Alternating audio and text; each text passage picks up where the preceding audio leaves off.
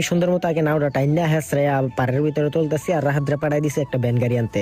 হ্যাঁ যে ব্যান গাড়িটা ছিল এই ব্যান গাড়িটা লয়ে এলে ব্যান গাড়ির ভিতরে ওঠাই আমরা পুকুর পাড়ে চলে যামগা। বেশি রকম কষ্ট হইতো না, কিন্তু কষ্ট এখন হইতেছে যখন আমরা দুজনে মিলে নৌকাটা উড়াইতেছি। নৌকাটা মূলত অর্ধেক শুকনো আর অর্ধেক ভিজা ছিল, আর ভিজা ছিল যার কারণে মনে করেন যে অনেকটা ভারী লাগছে। তো নৌকাটা আমরা 3-4 জনে মিলে ব্যান গাড়ির উপর উঠাইছি, উঠায় হাঁটতে হাঁটতে এখন আমরা পুকুর পাড়ের দিকে যাইতেছি। নৌকাটা ব্যান গাড়ি দিয়ে আনতে অনেকটা কষ্ট হয়ে গেছে কিন্তু কষ্টটা আপনারা বুঝতে পারতেছেন না কারণ আমরা ক্লিপটা নিতে পারি নাই, তো যার কারণে আর দেখাইতে পারি নাই। তো নৌকাটা সুন্দর মতো আমাদের নতুন পুকুরে নামাই দিছে। এই পুকুরে আমরা আপাতত আরো 2 থেকে 3 দিনের মতো মাছ ধরবো। তো আজকে আমাদের টার্গেট ছিল যে কচুরিগুলো সাফ করে শেষ করবো, শেষ করতে পারলে ইনশাল্লাহ কালকে আমরা ডেরা বসাই দিব। আর রাহাতের মেশিনটা যেহেতু ওই পুকুরে হিসাইতেছে তো ওইটার কাজ শেষ হয়ে গেছে অলরেডি, তো এইটা আনতে আজকে সুন্দর করে ফিটিং করব।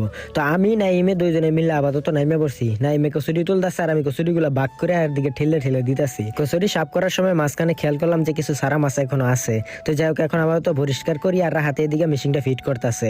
মেশিনটা বাইন্দা থুই আইছে আর পাইপগুলো আপাতত সরাইতেছে। তো ঘাস খেতে পানি দেওয়ার জন্য হাইলো ছিল, এই ঘাস খেতের ভিতরে এখন আপাতত সরাইয়া পাইপটা নিতেছে।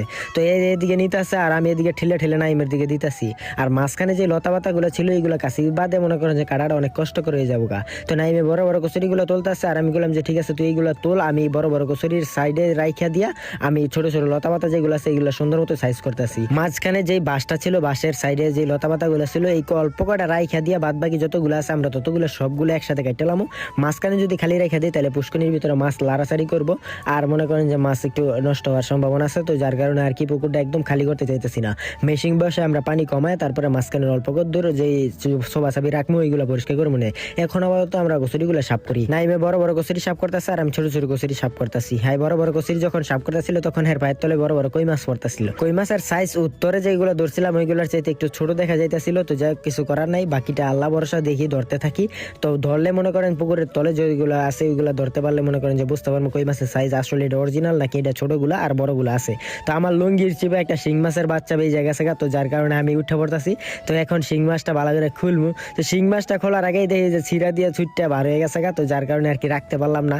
তো শিং মাছটা ভেজার পরে মনে করেন যে একটু ভয় পাইছিলাম। তো নাইমে কিন্তু বড় বড় কচুরির এক সাইড করে তুলতেছিল, তো আমি এইগুলো বাগ বাগ করে দিতেছি কারণ বাঘ ছাড়া তো এগুলো তোলা সম্ভব না। যেদিকে নৌকা দিয়ে ঠেলা দিই ওই দিকে মনে করেন যে পুরা পুকুরের কচুরি লতা পাতা সব একদিকে জায়গা, তো যার কারণে আমি আর কি কচুরিগুলো সাইড করে ফাঁক করে তারপরে মনে করেন যে কাটতাছি। তো মাঝখান দিয়ে মনে করেন যে আরো বড় বড় কয়েকটা মাছ ধরছিলাম, যেমন বড় বড় বুলাটাকে ধরছি, শৈলটাকে ধরছি। কচুরি সবার সাথে আইসা পরে খৈলসা মাছ গুতুম মাছ এইসব মাছগুলো ধরছি আর মায় মাছগুলো সুন্দর মতো রাখছে। তো আজকে কিন্তু ক্যামেরা ধরার মতো তেমন মানুষ ছিল না, আর সিবাদে চলে গেছে নানিদের বাসায়, তো যার কারণে আর কি ক্যামেরা ধরতে পারলো না। আর আব্বাই দুপুরবেলা চলে আসছে, তো আব্বাই বলছে যে আব্বাই এখন বেচতো না, আব্বাই লোক দিয়ে নৌকা ভাগ আর আমি সুন্দর মতো সবগুলো সাইজ করি। তো নাইমেরও মোটামুটি অনেকগুলো কচুরি তোলা হয়ে গেছে আর আমারও মোটামুটি লতা পাতা অনেকগুলো কাটা হয়ে গেছে তো মাঝখানে যতটুকু ছিল ততটুকু আপাতত আমরা সাইজ করে কাটটা তারপর এক সাইডে আইন না তারপর তুলতে হইব।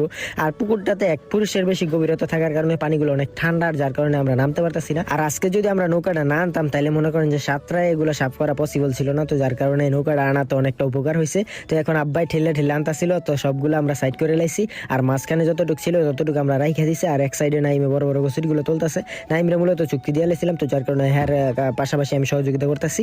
তো এখন হ্যাঁ এইগুলো করতে থাকুক আর আব্বাই এগুলো সাইড করতেছে আস্তে আস্তে, কারণ একসাথে যদি জোরে ভর দেয় তাহলে সুইটটা বেটটা সব আলাদা আলাদা হয়ে থাকে, তো এইগুলো আবার তুলতে অনেকটা কষ্ট হয়ে যাওয়া। আর যেহেতু লতা পাতা ছিল তো যার কারণে এগুলো ফিস ফিস করে সাইড করে তারপরে তুলতে হইব আর কি।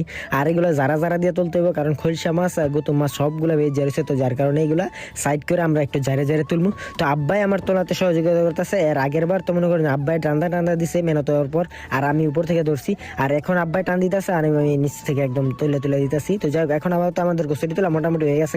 আজকে বলছি না যে পুকুরটা একদম ক্লিয়ার করলাম, আজকে একদম ক্লিয়ার করে শেষ করলাম। আর রাত্রেবেলা ইনশাল্লাহ মেশিনটা চেষ্টা করবো স্টার্ট দিয়ে অনেকটা পানি কমাইলাম। রাত্রে যদি কমাইতে পারি তাহলে পাশে যে আরেকটা পুকুর আছে ওইটার কচুরিগুলো কালকে সাফ করে তারপরে ওইটার ভিতরে মাছ জিয়ানোর সিস্টেমটা করবো, তারপরে আমরা এই পুকুরে মাছ ধরবো ইনশাল্লাহ। আর এই পুকুরে মাছ ধরবো আর কিছু মানুষ মাছ চাইছিল ইনশাল্লাহ তাদেরকে মাছ দিয়ে দিব।